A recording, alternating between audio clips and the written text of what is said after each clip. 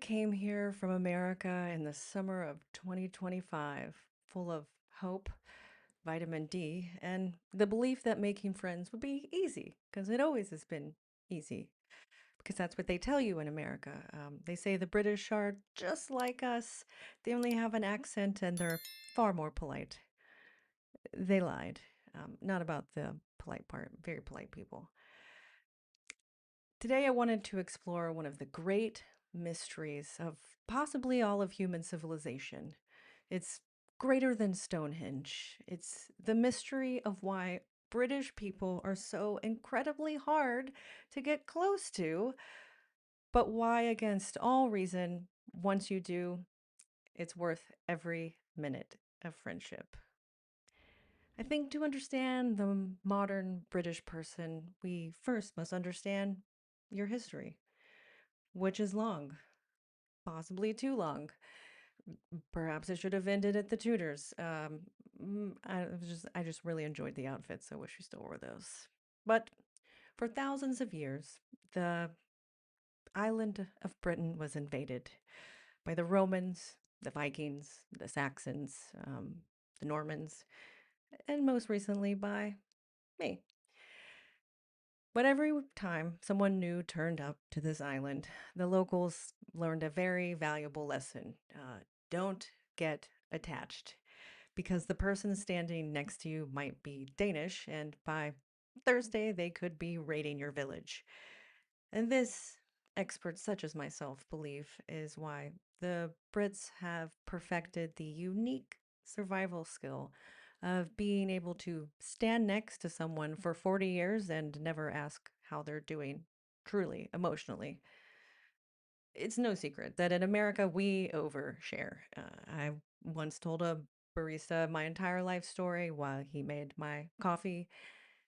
We cried, we hugged, and I never saw him again.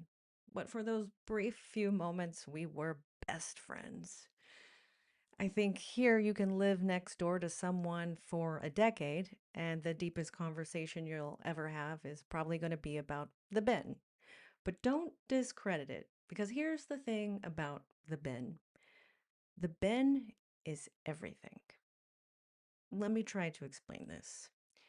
When a British person says they've not put out their bins, what they're really saying to you or about you is that they've been observing you, they've noticed your patterns. And I think in this, their own way, actually, so an emotional attachment, right? They've noticed. The bin is sort of the love language shared. I think it's similar to the equivalent of a sonnet. Now, what Shakespeare, who is British, wrote roughly what 150 so sonnets about love. I've read a lot of them, and I can't recall a single one that mentioned a bin, which I'm going to say is him not even knowing about his own culture. I asked a historian at the museum about this when I was there. You're going to laugh at me, but he said my idea was nonsense, and he told me to leave. Which now I understand. Maybe you can clarify for me if that was him saying he loved me. And I think so. I think that telling me to leave meant we're close. I think one of the first barriers as a newcomer that you're going to experience is what I call the wall. And not the amazing Pink Floyd album, The Wall, and not even Hadrian's Wall, although I will get to that wall later in this video. But I think the wall, imagine it as an invisible force about the size of a phone booth box that you those beautiful red ones here. And a British person is inside of one of those all the time. You're kind of just closed off. Um, you have the fear that someone will talk to you on the train. But in America, if you were on a train, one of the few trains, and you sat down next to a stranger, which is kind of expected, it's rude not to. By the end of that time, you would know their name, their job, where they're from, their star sign. And they've probably asked you if you have found Jesus, which everyone seems to be trying to find him. He's been lost for so long. But in Britain, if you sat down in that empty chair next to someone on the tube when there are plenty of other empty chairs, they are going to look at you like you are a tourist, a threat, or that you're asking for money. Which, in the case if I sat down next to you, I'm sorry, I'm going to talk to you. I'm trying not to. I take the Northern Line often, and I once just smiled at a guy on the train. There was no one else on the train. It was late night. I think he got off his stop earlier than intended, and I am sure he's probably still running away from the station just from that interaction. Hmm. But the way your friendships are forged here are in a way that NASA could not even see the details and how it happens. It's so far away. You see, in America, when we have a friendship, we declare it. We are, oh my God, we are going to be best friends. We say it to the dental hygienist. We say it to the woman who does our taxes. And we really do mean it for about a week. I think in Britain, a friendship is never declared, it is implied over years through silent nods and mild insults if you're lucky, and the occasional devastating compliment if it was delivered to you by accident. If a British man says, "You all right?" it's not a casual remark. Um, Depending on the inflection, it is similar to a wedding vow. That means that person would take a bullet for you, but they would never say it and they would never admit it. And he would probably, in fact, deny it under oath. But it is true. You can imagine this, probably not far fetched, that I have been called a bit much affectionately, mental but lovingly. And later I learned that a guy I had worked with told people how great he thought I was at work after being very cold to me in person. And that is deeply confusing, but I'm learning the insults are good. It honestly kind of feels like the love of a cat. You want it, it's hard to get, and if you push it, it's not going to happen any faster. But one day it will just happen. I think also it is a little hard to feel overly joyous when the sky is consistently the color of a gray, wet pigeon. I think some of the other causes for this would be blaming the empire at the time, which is weird to think about now. But I believe the answer lies in a single devastating word. It is so powerful that it has shaped this nation for a long time. And it is the word fine. In Britain, fine can mean anything from I'm genuinely content to my house is currently on fire and I am right inside of it. You you Brits, you spend your entire childhood learning the minute differences on and how to detect what the inflection means on fine. I am new here and I am so desperately trying to speed run into understanding this. When I was in York in February, I asked a woman at the counter how she was doing. That is our equivalent. And she said, "Not so bad." I'm still unsure if she really meant not so bad and what her tone was because I was only a few months into being here and did not understand the nuances. I think she's probably still upset. I don't know. I'll have to go back to York and find out. But I want to get back to the visualization of Hadrian's Wall. Now, Hadrian's Wall is an actual wall built in 122 AD by the Romans to keep the Scottish out. And it's the earliest recorded example, I think, of a British person putting a barrier around themselves rather than dealing with their feelings. If you really think about it, it kind of is.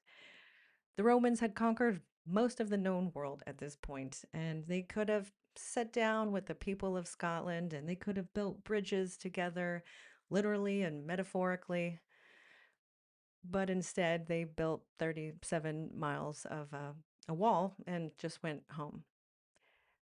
Honestly, I kind of respect that because it is the British friendship strategy in a physical form. Do not engage, do not explain. Simply construct an enormous obstacle and hope the problem just freezes to death. Historians believe that this wall took roughly about 6 years to build, start to finish, which oddly, I'm guessing is going to be about as long as it will take me to convince my first British friend to come over and have dinner at my place sometime. Oh well. But this brings me to the breakthrough, the moment of contact, crossing that wall. Because here it's a secret that they don't tell you. Because once you are in, you are in. And I do get this with my cousins here, obviously, because I met them for the first time in 2018, so I met that benchmark. But in America, friendships are like wide, shallow rivers, a mile wide, but an inch deep. And I could say I have 400 friends in Los Angeles, and I have, of this morning, none of their phone numbers anymore. And at least two of them have been replaced with similar looking people who sell supplements online on social media. But in Britain, a friendship is the opposite. It's narrow and it goes down forever. It is deep. It takes you years to get to the bottom of a British person. And once you do, they will help you move your house in the rain. They will lend you money if you have none. They will sit in total silence with you at any moment of your life that is needed. And they will never once be weird about talking about it.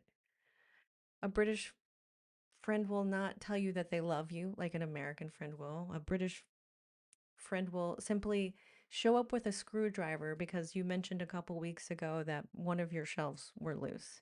That is their love language. They will fix that shelf. They will have tea with you. They will insult your taste in curtains. And that will be some of the deepest love you'll ever feel in your life. So, what have I learned in this time frame? I think I've learned that the British are a people shaped by invasion, by weather, and a deep allergy to the phrase, I feel. I think I've learned that the Brits, against all odds, see friendship as something sacred. But I think I've also learned something that I didn't expect to. I don't need a life full of oversharing and sunshine and rainbows. I have learned that it may be hard to get close to someone, but that doesn't mean that they're cold. The Brits are not cold. They're the warmest people I've ever met. They they are uh, wrapped in 9 layers of irony and a little bit of self-deprecation. But getting close to a Brit is like opening a tin of beans with your bare hands. It is difficult. It takes a lot of effort, and you will probably get hurt. And at several points, you'll wonder if this was worth it. But once you get to what's inside, it's warm, it's comforting, it's strangely good on toast. It's worth it.